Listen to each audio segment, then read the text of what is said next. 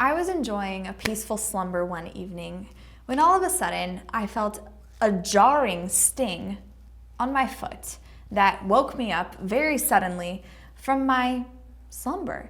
And it was really unpleasant. And I thought for a minute, maybe I'm imagining this and it's not actually something that stung me or harmed me. So I tried to go back to sleep. But then my foot continued to sting and hurt.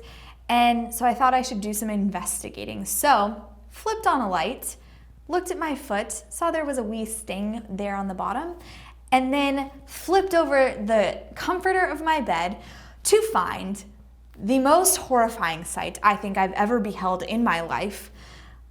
A small scorpion just hanging around in my bed, made himself a little cozy next to me, and thought that it was appropriate to sting my foot while I was sleeping.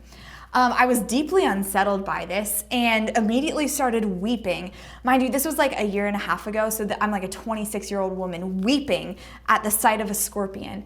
And immediately I was rushing with adrenaline, ran out to my kitchen to find some kind of Tupperware or bowl to put it under and to hopefully kill it. And eventually, I was able to kill said scorpion and took it out in the Tupperware that I had caught it in and throw it in the dumpster, Tupperware included, because I didn't want anything that the scorpion had touched in my house ever again, and continued to weep for a little while longer as I just processed the fact that a scorpion had stung me. So you can imagine, as I am a firsthand scorpion sting bearer, that the idea that Jesus gives us power to tread over serpents and scorpions might seem a little challenging for me to believe, because I hate scorpions. There is no part of me that would ever want to tread over a scorpion. But that's what Jesus tells us in this week's gospel reading.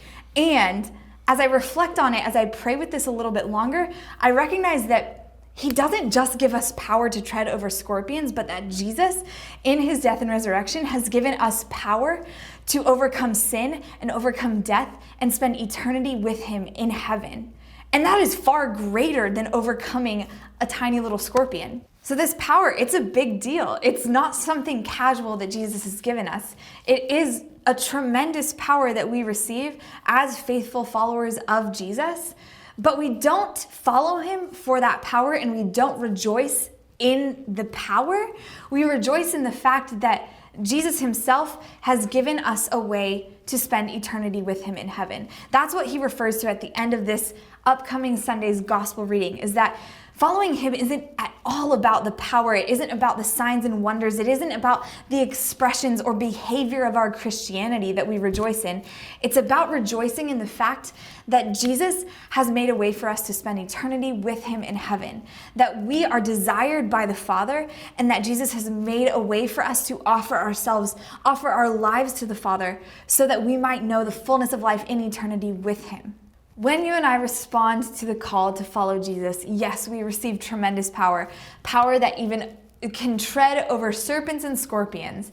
That power is going to take us into places that is uncomfortable, like being stung by a scorpion, but it is power that promises that we will not be defeated by sin, by death, when we trust in what God has done for us and when we receive the fullness of what he calls us to.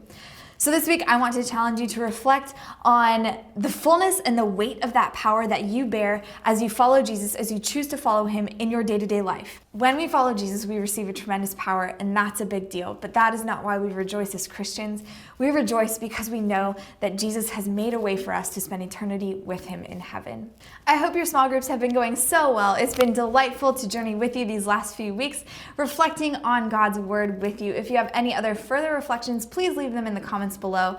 Know of my prayers for you, and keep an eye out for everything else that we have coming at you right here on Life Teens YouTube.